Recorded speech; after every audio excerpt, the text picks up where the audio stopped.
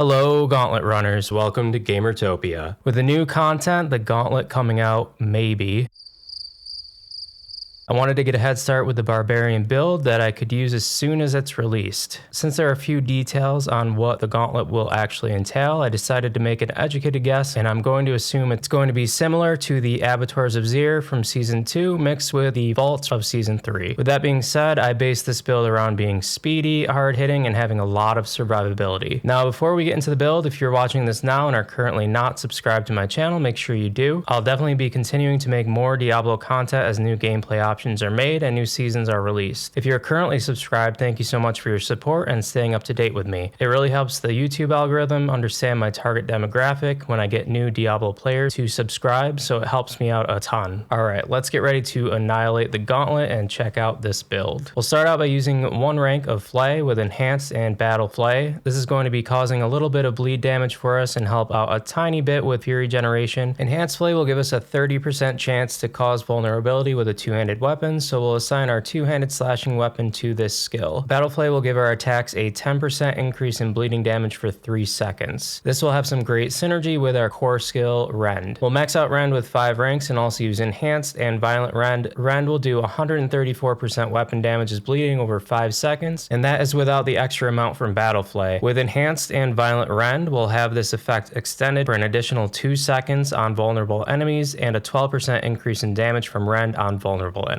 This core skill hits hard when geared properly, but it isn't going to even be our main damage source. We'll get to that in a moment. From here, we can continue to the defensive tree. We'll max out Imposing Presence and Martial Vigor for 18% maximum health increase and 12% damage reduction from elites. Then we'll use one rank of Rallying Cry with Enhanced and Strategic Rallying Cry. Rallying Cry will give us a 30% increase to movement speed and 40% resource generation for us and allies. It has been released that the Gauntlet will have a leaderboard separated into different brackets for solo, 2, 3, and 4 player groups. So being able to give our groups a little help is an added bonus, but I didn't choose this skill with that in mind. Enhanced Rallying Cry will give us Unstoppable, and Strategic Rallying Cry will give us an instant 10% maximum life as Fortify when we use the skill, and then 2% Fortify anytime we take or deal damage. This is going to give us a ton of Fortify to increase our survivability and make it easy to keep it at a maximum level. The Brawling Tree is next, and this is where things really start getting interesting. We'll start by using one rank of Warcry with Enhanced and Mighty Warcry. This gives us and allies a 15% increase to damage while the skill is active. Again, not something that is the reason I went with the skill, but a nice added benefit, and it helps out allies. Enhanced Warcry will give us Berserking for 4 seconds, which means our damage output is increased by 40% at this point. Mighty Warcry grants us 15% of our maximum health as Fortify, so now both of our shouts are giving a large portion of our maximum health as Fortify instantly upon use. We'll be maxing out Booming Voice for 24% increase to the duration of our Rallying Cry and War Cry. This is keeping our damage output, movement speed, and resource generation nice and high for as long as possible. Now for our main damage source, you guessed it, Charge. Charge has been super strong in Season 3, and we have to take advantage of that to get the most out of the Gauntlet. We'll 100% be maxing this skill out with 5 ranks. We'll use Enhanced Charge and Power Charge as well for 150% increase in damage to charge if we push the enemies we hit into any kind of terrain, a chance to stun those enemies, and then if we hit 3 or more enemies, we can receive a 9-second cooldown reduction to the charge skill. This is going to be huge for the build because between this and an aspect we'll get to later,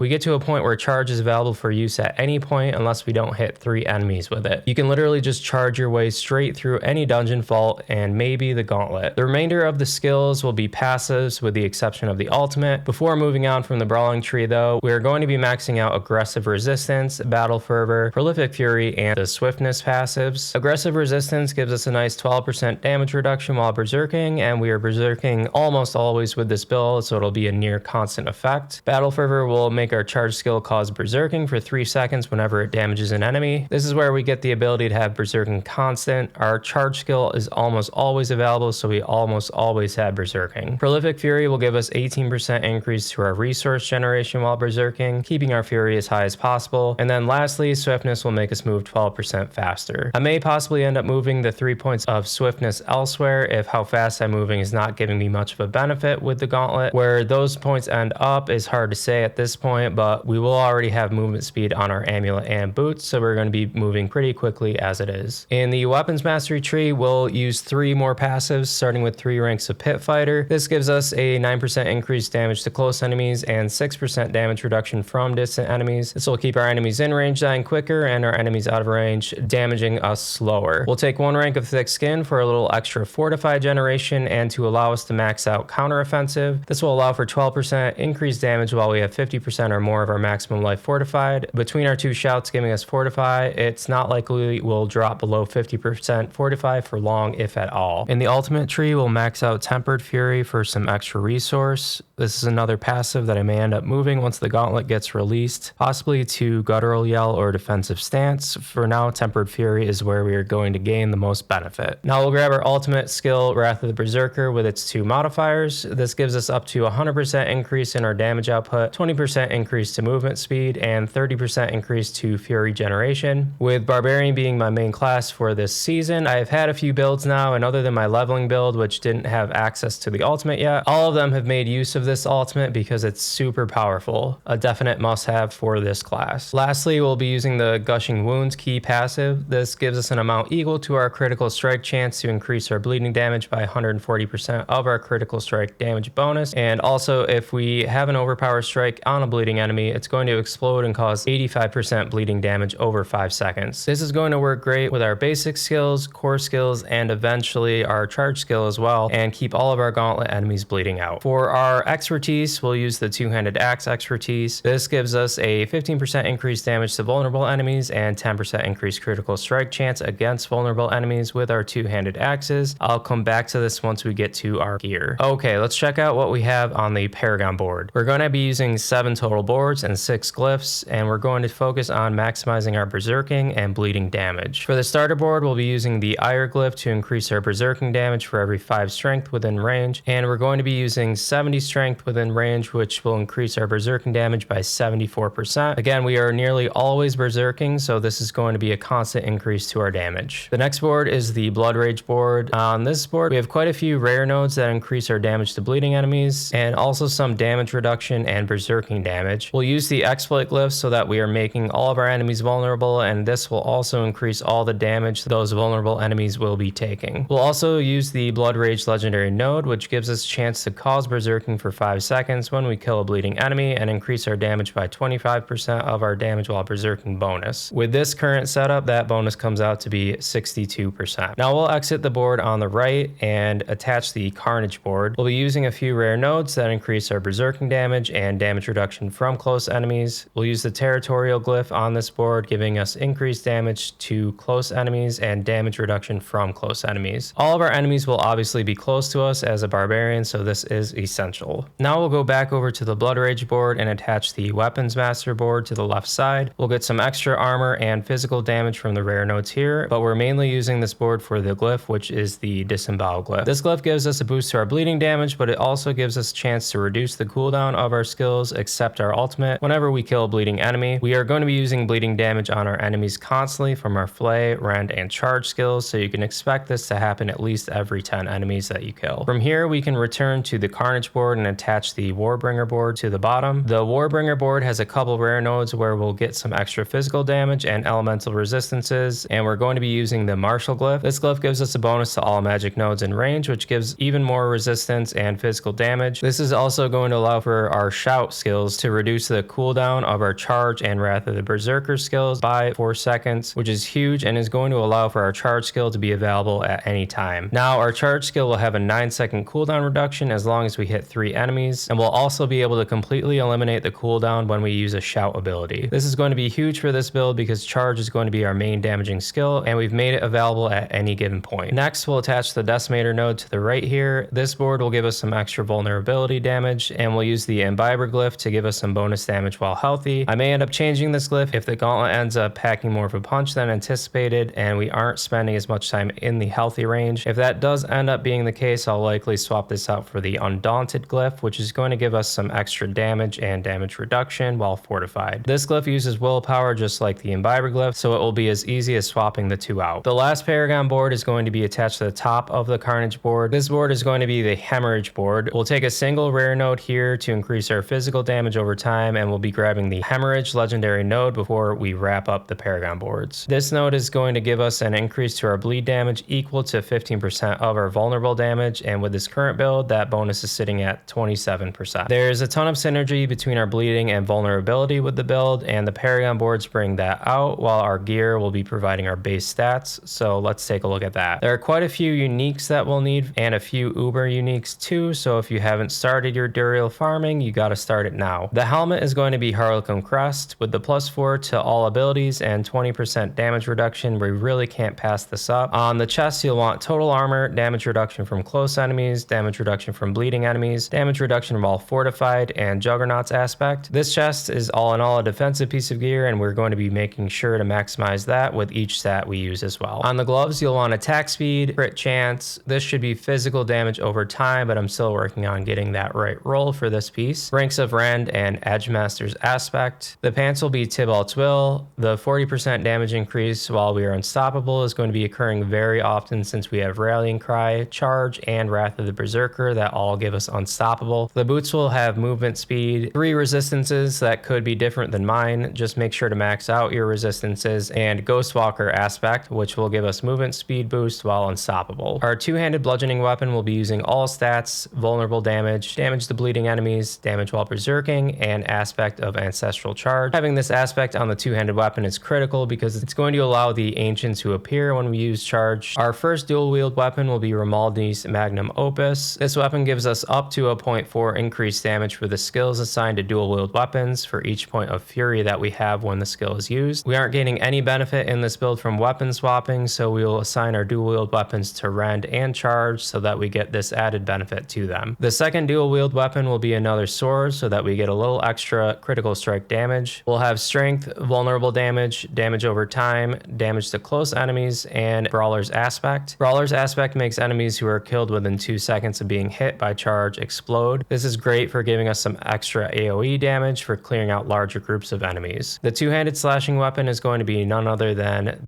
the Grandfather. There is no way getting around having this weapon in almost every endgame Barbarian build, with a huge boost to all stats, all damage, maximum health, and giving us 100% more critical strike damage. This weapon is definitely going to be detrimental to destroying the Gauntlet. If you're following this video in entirety, you may remember that we are using the two-handed axe expertise. I want to go over this quickly because it seems there is some confusion on how the expertises actually work. So basically there are 2 parts to the expertise. For example, with two-handed axe, it says 15% increased damage to vulnerable enemies and 10% increased critical strike chance against vulnerable enemies. So this first one is going to apply to all of your attacks whether or not you're using a two-handed axe, while the second one is going to apply only when using a two-handed axe. This goes for all of the weapons expertise as well. The first listed benefit applies to all weapons and the second to that specified weapon. Hope this clarifies how our weapons expertise works. Alright, back to the gear. Our first ring is going to have vulnerable damage. This should be damage over time, damage while berserking, resource generation, and bold chieftain's aspect. This aspect is going to give us up to 6 seconds decrease on the skill based on how many enemies are nearby. As long as you're using a roll of 1.5 or higher on this, you will only need to have 4 enemies nearby for the maximum benefit. Our next ring is going to be Ring of the Ravenous. This will give us +3 to our charge skill, boosting our main damage source even more. It also is going to increase the duration of our Rend by up to 4 seconds, but more importantly, this ring makes our charge skill also apply 2 stacks of Rend's bleed. With just this ring, we essentially combine the Rend ability twice on top of our charge skill. This is going to guarantee that all of our enemies are bleeding no matter what skill we hit them with. Lastly, the amulet is going to be Melted Heart of Selig. This amulet gives us a ton of damage while healthy and resource generation. It's also going to boost our fury by 60 and make it so that we take 75% of our damage to our fury rather than our health. This is going to make our damage while healthy hit more often since we are losing fury rather than our health. Between the Melted Heart of Selig and Romaldi's Magnum Opus, you might be thinking we will never have any fury to use this build, but with all the fury generation we get from our skills, Paragon board, and other equipment, this is rarely ever the case. For our construct, we're going to be using Flash of Adrenaline with Genesis, Duration Support, and Tactical Support. This Governing Stone with these Tuning Stones will make it so we are getting an increase to damage output by 50%, and it will be a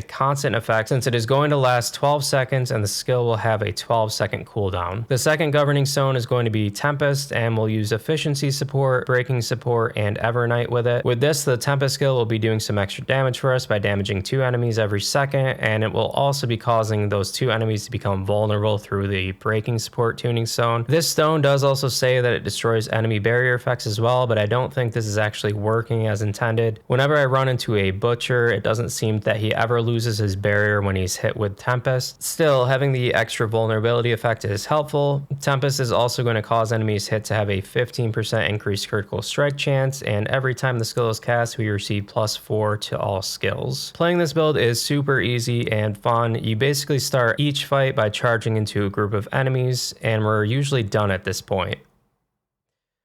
No, really. Your charge skill hits so hard, then when you kill an enemy, they also explode, killing more enemies. But realistically, after you charge, you'll gain a bunch of fury and berserking. If anything is still alive, charge them again. At this point, you can use Rallying Cry to boost your damage output, and War Cry for more berserking and to stack some fortify. Both of those shout skills will reduce your charge cooldown if you ever need it. Use Wrath of the Berserker for the biggest boost to damage to kill your larger groups of enemies, elites, and bosses. Then Flay and Rend are always available for any single target damage that needs to be done. Hope this video helps you prepare for the Gauntlet. Definitely let me know in the comments if you'll be using this build and what you think of the build. Also, make sure you stay tuned to the channel for when the Gauntlet does release for any updates to the build.